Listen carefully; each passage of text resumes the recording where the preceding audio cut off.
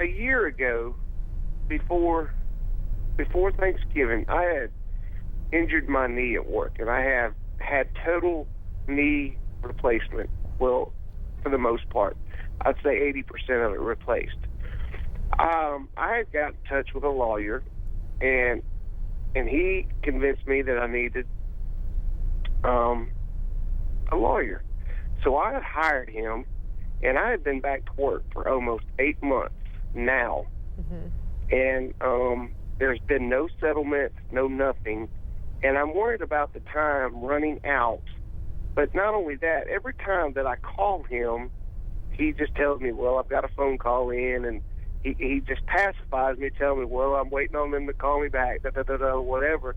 And I'm wondering what I should do to go ahead and get this over and done with and done with, because I don't want to run out of time, and kind of really I need the money, but I want this just to be over with. Well, so Tony, I'm gonna let you stop right there, because I think Kirby probably has some great advice to give you, because you talk about this before. You know, as you mentioned, when you're going to hire an attorney, interview them, and you have the right to fire an attorney, right? You absolutely do. Of course you can, Tony.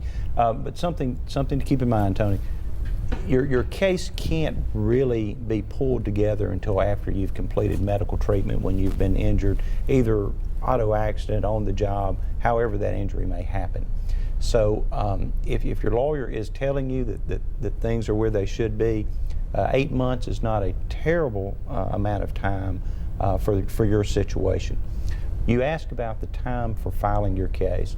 In a workers' compensation case, it's best to measure that from the day you're injured 2 years. There is a caveat to that.